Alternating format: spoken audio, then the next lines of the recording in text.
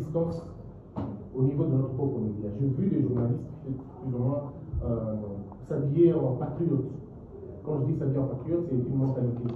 Et la mentalité qu'ils ont dégagée, personnellement, je suis fier de cela. Et je suis fier de dire que je dirige une institution d'appui à la démocratie, bien évidemment, mais qui gère la presse et qui gère les médias. Je suis très content parce qu'il fallait vraiment le dire.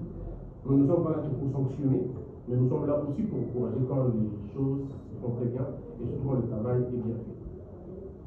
Mais il faut dire aussi que les médias étrangers ont aussi respecté. Je comprends qu'ils font de leur mieux pour essayer de suivre, même s'ils ne le font pas à 100%, mais au moins on sent qu'il y a une certaine volonté de changer. Vous allez voir que dans certains médias, ils n'ont plus le discours de sites stratégiques, de villes stratégiques, on n'en parle plus. Et vous voyez qu'ils ne sont plus dans cette logique-là et c'est formidable.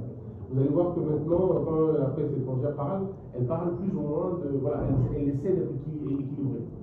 Et on sait de responsabiliser maintenant les M23 et les AFP, on sait de responsabiliser. Et vous n'avez qu'à comprendre ma satisfaction qui est la plus grande.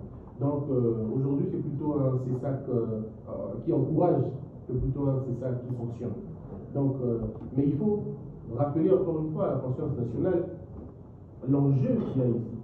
L'enjeu qu'il y a, c'est l'enjeu de notre terre, mais au-delà de l'enjeu de notre terre, mais c'est l'enjeu de notre identité. Ils inoculent des discours comme quoi il y a des gens qui seraient en train de revendiquer la nationalité. Vous le savez très bien, je ne vous informe pas, au Congo, nous n'avons jamais eu ce problème identitaire. Ça n'a jamais posé un problème depuis la nuit. Tous les Congolais se retrouvent partout où ils sont. Ils sont chez eux. Mais dans les discours, vous sentez que bon, voilà, on veut nous faire croire le contraire. Alors nous avons remarqué que les médias n'ont pas cédé à cela. Et nous demandons encore aux médias de ne pas céder à ces choses-là. De ne pas laisser ces discours passer. Parce que ça commence toujours par des petits mots, et puis ça devient des phrases, et puis ça devient de pensées. Puis c'est fini, un paradigme nous est imposé, et nous commençons à réfléchir comme eux. Je me rappelle toujours de la fois où j'ai rencontré certains diplomates qui me parlaient des communautés, et ainsi de suite, que je ne comprenais pas. Ils me parlaient des communautés. Je leur ai dit, chez nous, on n'a pas de communauté. Nous avons des tribus, nous avons des ethnies, nous avons des clans. Cette question de communauté, nous ne les avons pas. Alors vous n'allez pas nous imposer un discours autre, parce que lorsque vous nous imposez un discours, vous nous mettez dans une dynamique de réfléchir comme vous, et nous allons commencer à appeler la communauté Luba, la communauté Nga. Ce n'est pas une communauté chez nous, ce sont des tribus, des ethnies, et c'est plus ou moins clair comme ça. Et donc je crois qu'en tant que journaliste, nous devons aussi faire cet effort-là. Et un autre élément sur lequel je voulais vraiment insister, c'est de voir comment l'enjeu est fait maintenant. Ici, vous avez vu certaines avancées diplomatiques. Pour la première fois, le Rwanda goûte un peu le côté sanction. C'est vrai qu'ils font semblant de ne pas le sentir, mais ça fait très mal quand on sait que ceux qui ont été autrefois des enfants modèles sont aujourd'hui démasqués et les masques viennent de tomber. Mais n'attendons pas que la presse étrangère en parle, puisque la presse étrangère a son agenda, à lui, que nous ne pouvons pas dicter. Mais nous, au niveau de la presse nationale, pourquoi n'en parlons-nous pas suffisamment de la question? Il faudrait qu'on accentue cette question. Il faudrait que l'on essaie d'aller dans le même sens. Et il ne faudrait pas qu'on tombe dans le plan de l'ennemi pour dire non, mais c'est une ingérence régionale. Ce n'est pas une ingérence régionale, c'est un fait. Et c'est des faits. Et plus que c'est des faits, la presse devrait le documenter. Vous connaissez mieux que moi d'ailleurs, parmi vous, le Congo existe parce qu'il y a eu un journaliste qui a dénoncé le crime odieux du roi à l'époque. Et l'histoire du Congo, ça a toujours été intimement une histoire de la presse, à la limite. Ce sont les journalistes qui ont toujours sauvé le Congo. Quand il y a eu l'esclavage, c'est les journalistes qui ont sauvé ce pays. Et nous continuons encore à le faire. Maintenant que nous sommes devant l'histoire, qu'est-ce que nous faisons? Pourquoi on discutait avec certaines autorités, je leur posais la question, mais pourquoi on n'en parle pas de cette affaire de Rubavu, par exemple, cet accord de Rubavu, que vous connaissez tous, que les grands auteurs en ont parlé, les ambassadeurs en ont parlé, il y a le professeur Kalili qui en a parlé, l'ambassadeur Adoudou en a parlé, et les ambassadeurs britanniques en ont parlé. Cet accord existe, mais pourquoi la presse congolaise n'en parle pas suffisamment? Est-ce parce qu'on n'a pas d'éléments? Est-ce parce qu'on ne disponibilise pas certains éléments? Je crois qu'il faudrait en parler. Parce que regardez, qui paye la facture du massacre de Goma maintenant? On parle de 5000 morts. Qui en paye le prix? C'est sur le dos de qui? Parce que lorsqu'un crime ne repose pas sur quelqu'un, eh bien ce crime est oublié. Il faudrait qu'on recherche des responsables. Est-ce que nous allons attendre que la communauté internationale dise qui en est l'auteur?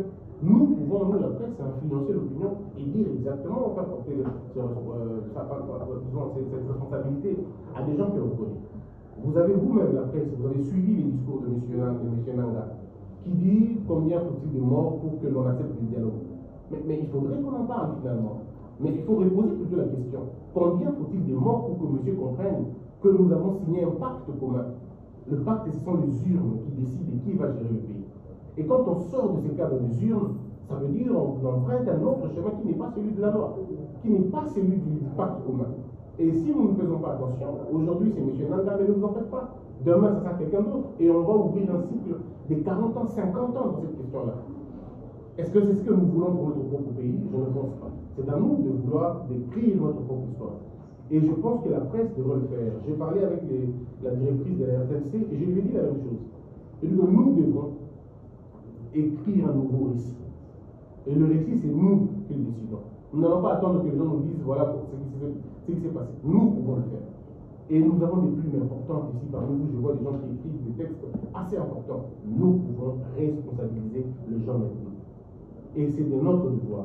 Et nous, le CESA, comme je l'ai dit, nous allons faire de notre mieux pour mettre à votre disposition toutes les informations possibles. Qu'on ait des moyens ou pas, mais nous allons essayer de vous aider à pouvoir rendre, je veux dire la vérité, si on peut le dire comme ça, dire la vérité, mais la vraie vérité. Parce que vous savez, dans un combat, il y a des combats où il n'y a pas de match nul. Il faut qu'il y ait un perdant, il faut qu'il y ait un gagnant. Mais dans cette histoire, dans ce combat, il faut qu'il y ait un gagnant. Et les gagnants, ça doit être les RDC. Et vous savez très bien que dans une guerre, quelqu'un l'a dit d'ailleurs si bien, l'information précède même le chaos. Celui qui contrôle l'information contrôle la guerre. Celui qui contrôle l'opinion contrôle bien évidemment la guerre. Et on ne peut contrôler l'information que par la presse. Et par une presse engagée. Par une presse patriote. Et c'est ça qui va, à mon avis, nous aider à gagner. Parce que la bataille des récits doit précéder celle des armes. Et nous devons nous engager dans cette logique-là. La propagande a toujours précédé les massacres. Et nous devons changer notre récit.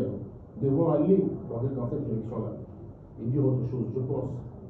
Donc aujourd'hui, c'était vraiment pour ça. Uniquement que vous dire d'abord merci, mais aussi donner des nouvelles orientations, parce que nous n'avons pas une autre directive, mais d'abord remercier et la presse internationale qui a changé son narratif, sinon on va le dire, et la presse congolaise qui continue d'ailleurs à exceller dans ce sens-là. C'est vrai qu'il y a des petits ratés, que l'on sent des débats parfois stériles, parce que j'entends souvent des débats de qui a fait ceci, qui a fait cela. Vous connaissez dans notre tradition, lorsqu'un serpent entre dans la maison, on ne pose pas la question de qui a laissé la porte ouverte.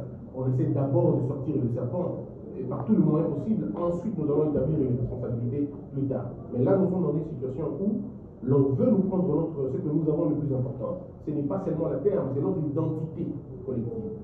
Puisque la RDC n'est plus RDC si on n'a pas Goma, si on n'a pas Bukavu, si on n'a pas ainsi de suite, tout ce territoire. Et la presse devait encourager la population. Ce n'est pas une fatalité. Goma est tombé plusieurs fois dans l'histoire de notre pays. Ce n'est pas la première fois que Goma tombe. Cette partie est tombée plusieurs fois. Pour nous qui sommes de Goma, moi qui suis né là-bas, je connais la réalité. Je connais quand j'étais encore petit, on parlait de Dungu et de Dongo un peu plus loin. Mais on était déjà Goma. On disait que c'était sous contrôle de l'ennemi. Alors qu'à l'époque, c'était Mobutu qui était au pouvoir. Donc il ne faudrait pas que l'on fasse de cette histoire comme si c'est une sorte de d'hécatombe, ce n'est jamais arrivé. Si, c'est déjà arrivé. Tous les présidents ont connu la chute des Goma. Tous les présidents. Le plus malheureux en a connu plus de 2 fois. Donc ce n'est pas une fatalité. Ce n'est pas parce que Bukavu est tombé. Non, tous les présidents ont connu cette histoire-là. Et c'est à nous maintenant de décider de ce que nous allons faire et de comment nous allons aborder la question. Dans une république, il n'y a pas de fatalité. Il n'y a pas de fatalité. La République doit garder sa valeur. Le peuple doit garder son estime et sa confiance. Ne tombons pas dans le piège de l'ennemi de discréditer notre armée. Nous n'avons pas 2 armées, nous n'avons qu'une seule armée. Nous devons apporter notre soutien à notre armée. C'est comme le dit vous, les journalistes d'ailleurs, vous le dites souvent, le journaliste choisit ce qu'il doit taire et ce qu'il doit dire. Et c'est à vous de faire le choix. Où se situe la limite entre ce que je dois taire et ce que je dois dire. Et moi, je crois que vous avez toute une responsabilité historique devant vous. Et merci de continuer à faire ce que vous faites toujours. Merci de rétablir les responsabilités et surtout d'insister sur les responsabilités. Donc voilà.